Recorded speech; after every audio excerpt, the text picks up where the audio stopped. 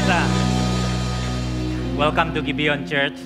Di sini kita punya hashtag bukan tempat untuk orang sempurna, tetapi kita semua disempurnakan oleh kuasa Injil dan kasih karunia Kristus.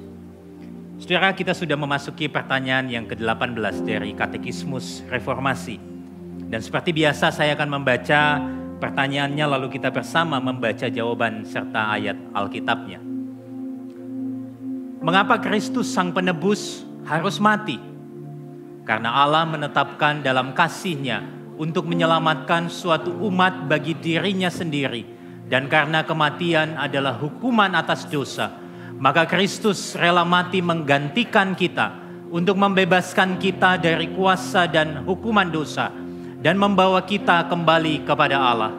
Melalui karya penebusan-Nya yang menggantikan kita, hanya Dia yang menebus kita dari hukuman kekal dan memberi kita pengampunan dosa, kebenaran dan kehidupan kekal. Kolose 1 ayat 21 dan 22. Juga kamu yang dahulu hidup jauh dari Allah dan yang memusuhinya dalam hati dan pikiran, seperti yang nyata dari perbuatanmu yang jahat, sekarang diperdamaikannya di dalam tubuh jasmani Kristus oleh kematiannya, untuk menempatkan kamu kudus dan tak bercelah dan tak bercacat di hadapannya. Silakan duduk. Saudara, bayangkan ketika Kristus datang ke dalam dunia, Dia menjalani hidup yang sempurna. Dia juga hidup dengan penuh kasih dan pelayanan yang penuh kesungguhan. Bahkan selama hidupnya, Dia beriman kepada Bapa di surga dengan ketaatan yang penuh.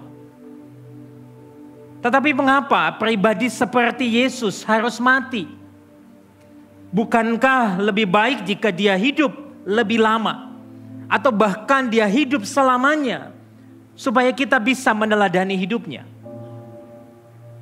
Atau mungkin ketika kita berbicara tentang kematian Kristus, ada dari antara kita yang bertanya, mengapa sih Tuhan yang Maha Kuasa nggak langsung saja mengampuni kita? Bukankah Dia sanggup melakukan itu? Tetapi mengapa Kristus harus menjalani kematian? Ayat yang baru kita baca di dalam Kolose 1 ayat 21 dan 22. Menyaksikan bahwa kita dahulu hidup jauh dari Allah dan menjadi musuh Allah. Kita semua sudah jatuh di dalam dosa. Dan idealnya kita manusia yang berdosa, maka seharusnya kitalah yang menanggung akibat dosa itu.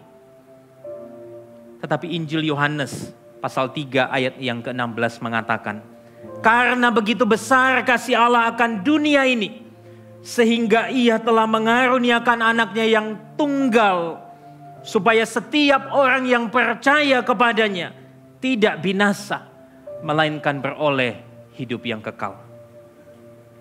Saudara, sejatinya kematian Kristus menjadi jalan keluar bagi kita, orang-orang yang berdosa ini. Kita yang seharusnya mati karena dosa, tetapi justru Kristus menjalani maut dan mengalami kematian yang layak kita alami, supaya kita dapat menerima kehidupan kekal bersama dengan Dia. Dengan kata lain, Kristus menjadi pengganti kita, menjalani kehidupan sampai kematian, agar kita yang mati karena dosa ini mendapatkan hidup yang kekal. Bukankah ini kabar baik untuk kita semua? Lalu apa implikasi dari katekismus ini? Saudara, sewaktu kita semua menanti untuk berhadapan dengan kematian, maka kita tidak perlu lagi takut, karena Kristus ada bersama kita, memberikan pengharapan bahkan sukacita bagi kita. Karena dengan kematian Kristus, kita sekarang punya hidup yang baru, dan hidup yang baru itu ialah hidup di dalam penyertaannya selama di dunia ini, dan hidup bersama-sama dengan Dia kelak di dalam kekekalan. Jadi mengapa Kristus Sang Penebus harus mati? Karena itulah satu-satunya jalan bagi Anda dan saya dapat memiliki hidup. Mari saya mengajak kita boleh berdiri bersama. Kita datang di dalam doa kepada Tuhan. Kita mau mengakui bahwa seringkali kita tidak memahami keseriusan dosa. Kita masih bermain-main dengan dosa. Dan seringkali juga kita tidak menghargai karya penebusan Kristus yang begitu mahal yang telah kita terima hari ini. Mari kita datang di dalam doa secara pribadi. Kita mau minta ampun kepada Tuhan.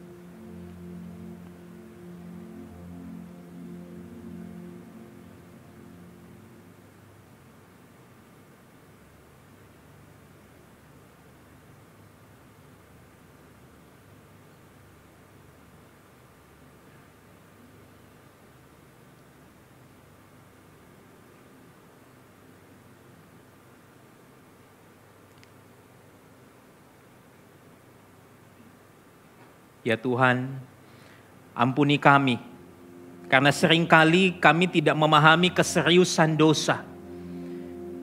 Dan mampukanlah kami untuk menyadari bahwa Engkau telah ganti kami, agar sekarang ini kami punya jaminan dan pengharapan akan kehidupan yang kekal.